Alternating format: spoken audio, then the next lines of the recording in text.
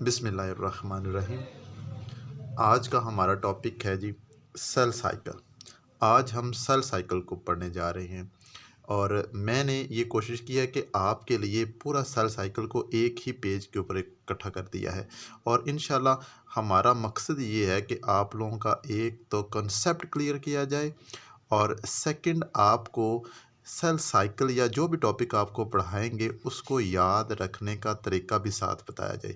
यही हमारा इशू है कि हम चीज़ों को पढ़ तो लेते हैं लेकिन हमें याद नहीं रहती, तो इंशाल्लाह आपको याद रखने का तरीका भी बताया जाएगा। तो सेल साइकिल पे आ जाए। हमारे पास सेल साइकिल है। सेल साइकिल को हम बेसिकली दो मराहल के अंदर तकसीम करते हैं। फर्स्टली दो मराहल के अंदर हमने सेल साइकिल को तकसीम कर दिया। पहले हमारे पास आ रहा है जी इंटरफेस, सेकंड हमारे पास आ रहा है जी माइटोटिक फेज़। अच्छा, नेक्स्ट हम इंटरफेस को मज़ीद आगे सब जो है ना मराहल के अंदर तकसीम करते हैं। तो इंटरफेस के अंदर मज़ीद जो मराहल आते हैं वो हमारे पास आ रहा है जी G1 फेज़, S फेज़ या G2 फेज़। हम G1 फेज़ को गैप 1 फेज़ भी कहते हैं और S फेज़ हमारे पास सिंथेसिस फेज़ होता है और G2 फेज़ हमारे पास गैप 2 फेज़ होता है। और उसके बाद हमारे पास आता है G0 फेज़। ये G0 फेज़ तमाम सेल के लिए लाजमी नहीं होता। हमारे पास कुछ सेल होती हैं जो G0 फेज़ में जाती हैं। सारे सेल G0 फेज़ के अंदर दाखिल नहीं होते, लेकिन जो सेल G0 फेज़ के अंदर दाखिल हो जाता है वो आर्जी तौर पर या परमानेंटली डिवाइड होना बंद कर देता है। तो नेक्स्ट हमारे पास आता है सेल साइकिल के सेकंड जो है ना मराहल आता है माइटोटिक फेज़। तो माइटोटिक फेज़ के अंदर हमारे पास माइटोटिक फेज़ को हमने मज़ीद दो मराहल के अंदर तकसीम किया हुआ है। एक हमारे पास आ रहा है कैरियोकाइनेसिस और उसके बाद हमारे पास सेकंड आ रहा है जी साइटोकाइनेसिस। कैरियोकाइनेसिस जो होती है वो क्या होती है? Division of nucleus. और ये कैरियोकाइनेसिस डिवीजन ऑफ न्यूक्लियस है और कैरियोकाइनेसिस को मज़ीद आगे मराहल के अंदर तकसीम किया हुआ है। हमारे पास उसका पहला मरहला आता है जी प्रोफेज़, मेटाफेज़, एनाफेज़ और टीलोफेज़। और उसके बाद हम बात करते हैं साइटोकाइनेसिस की। साइटोकाइनेसिस होता है डिवीजन ऑफ साइटोप्लाज्म और साइटोप्लाज्म जो है ना, जो डिवीजन ऑफ साइटोप्लाज्म होता है वो एनिमल सेल में मुख्तलिफ तरीक़ों से होता है, प्लांट सेल से। तो दोनों के तरीके आपको इंशाल्लाह बताए जाएंगे। अब मैं आप लोगों को सेल साइकिल का ओवरव्यू दे रहा हूँ कि सेल साइकिल होता क्या है। फ़र्ज़ करें हम कहते हैं कि हमारे पास एक सेल है और उसके अंदर सेल साइकिल होना है, सेल ने डिवाइड होना है। तो मैं कह रहा हूँ ये फॉर एग्जांपल हमारे पास एक सेल है, एक सेल और ये उसका न्यूक्लियस। अब मैं कह रहा हूँ कि ये सेल जो है ना सेल साइकिल में इंटर हो गया। तो सबसे पहले इसके अंदर जो पहला फर्स्ट मरहला आता है वो आता है इंटरफेस। ये वाला सेल किस में जाएगा जी? इंटरफेस के अंदर।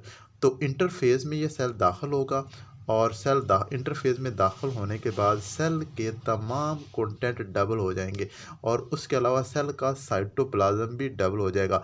और मेन यहाँ पे सेल के अंदर सेल का जेनेटिक मटेरियल जो कि डीएनए होता है वो भी डबल हो जाएगा। तमाम कंटेंट जो सेल के अंदर होता है वो क्या हो गया? डबल हो गया।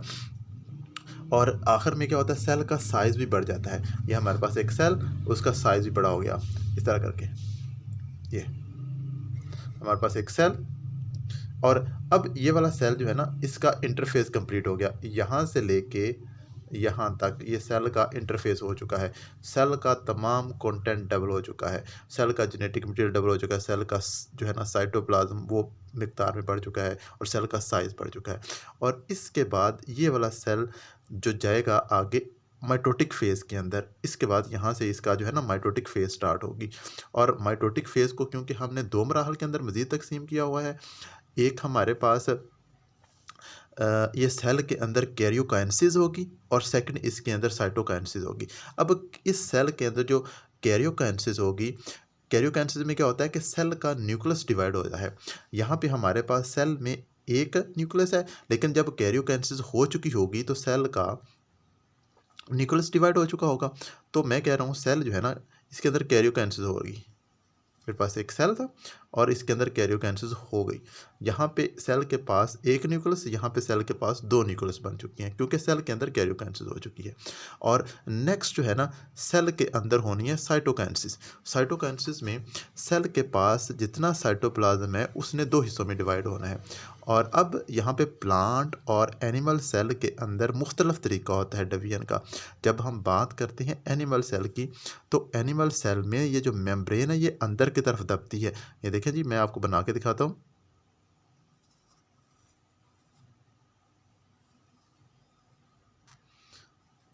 ये न्यूक्लियस आ गए और ये जो है ना मेम्ब्रेन, सेल मेम्ब्रेन, ये अंदर की तरफ दब गई। सेल मेम्ब्रेन अंदर की तरफ दबती है और सेल मेम्ब्रेन का अंदर की तरफ जो दबती है, तो इस जो ये स्ट्रक्चर बनती है इसे हम कहते हैं ये क्लीवेज फ्लो है। तो क्लीवेज फ्लो बनती है। एनिमल सेल की बात करूं, जब एनिमल सेल की बात करूं तो हमारे पास क्या होता है, एनिमल सेल के अंदर क्लीवेज फ्लो बनती है और क्लीवेज फ्लो के बनने से ये मेम्ब्रेन अंदर की तरफ दबती है और ये मज़ीद अंदर की तरफ, ये जो है ना इसका दबना मज़ीद गहरा होता जाता है। इस तरह करके आपको नज़र आ रहा है जी, तो इस तरह करके मज़ीद गहरा होता जाता है और आखिरकार ये दोनों, इस तरफ की मेम्ब्रेन और इस तरफ की मेम्ब्रेन, ये आपस में जाके मिल जाते हैं और हमारे पास दो सेल बन जाते हैं। तो यहाँ पे हमारे पास क्योंकि एक ही साइटोप्लाज्म था, अब हमारे पास साइटोप्लाज्म दो बन गए, तो यहाँ पे साइटोकाइनेसिस होगी। इससे पहले यहाँ पे हमारे पास एक न्यूक्लियस था, यहाँ पे हमारे पास दो न्यूक्लियस हो चुके। तो यहाँ से लेके यहाँ तक मैं कह रहा हूँ ये क्या चीज़ है, ये हमारे पास हो रही है कैरियोकाइनेसिस और यहाँ से आगे जो है ना ये क्या हो गई है, साइटोकाइनेसिस। तो हमारे पास, लेकिन मैं यहाँ से अगर बात करूँ इस पूरे को, तो ये मेरे पास क्या हो गई है, इसे हम कहते हैं एम फेज। ठीक है, तो ये हमारे पास तमाम मराहल तकसीम हो गया। यहाँ पे हमारे पास एक सेल था, अब देखिए हमारे पास कितने सेल, दो सेल बन चुके हैं। यहाँ पे हमारे पास सेल छोटा था, उसी साइज़ का तकरीबन हमारे पास यहाँ पे सेल बन चुका होता है। और इसके बाद अगर हम बात करें जी प्लांट सेल की, तो प्लांट सेल में इससे क्लीवेज फ्लो से साइटोकाइनेसिस नहीं होती। प्लांट सेल जो हमारे पास होता है उसमें साइटोकाइनेसिस होती है फ्रेगमोप्लास्ट के बनने से, और फ्रेगमोप्लास्ट जो है ना वो सेल के सेंटर में बनती है जहाँ पे मेटाफेज प्लेट हुआ करती थी। ये आगे हम पढ़ेंगे इंशाल्लाह ये वाली बातें।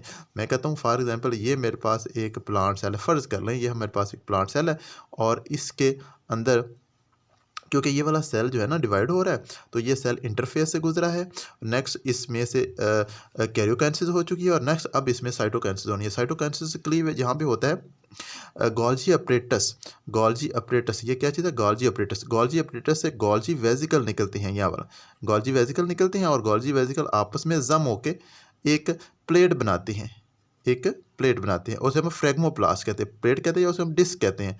और उस फ्रेगमोप्लास्ट प्लेट या डिस्क को हम फ्रेगमोप्लास्ट कहते हैं और फ्रेगमोप्लास्ट बढ़ती जाती है और सेल मेम्ब्रेन तक बढ़ जाती है, सेल वॉल के साथ जाकर मिल जाती है और सेल दो हिस्सों में डिवाइड हो जाता है। और नेक्स्ट हमारे पास हमने आगे जो पढ़ना है ना, ये तो हमारे पास ओवरव्यू हो गया ना सेल का, कि सेल साइकिल होता क्या है। तो हमने तमाम फेजेस यहाँ पे देख लिए हैं। ये हमारे पास क्या आ गया जी, इंटरफेज के बाद हमारे पास माइटोटिक फेज या एम फेज। इंटरफेज के अंदर हमने जो चीज़ तब्दीलियाँ हुई वो देखी, फिर हमारे पास जो है एम फेज के अंदर जो तब्दीलियाँ हुई उसमें हमारे पास कैरियोकाइनेसिस हुआ, साइटोकाइनेसिस हुआ। कैरियोकाइनेसिस में हमने देखा सेल का न्यूक्लियस डिवाइड हुआ और साइटोकाइनेसिस के अंदर देखा कि सेल का साइटोप्लाज्म डिवाइड हो रहा है। अब एनिमल सेल और प्लांट सेल में जो डिवीजन है साइटोप्लाज्म की वो मुख्तलिफ तरीके से होती है। ये सारा मैंने आप लोगों को डिटेल के साथ बता दिया। इंशाल्लाह ये जब हम टॉपिक में इन डिटेल पढ़ेंगे तो आपको तमाम चीज़ें इंशाल्लाह समझ आएंगी। शुक्रिया।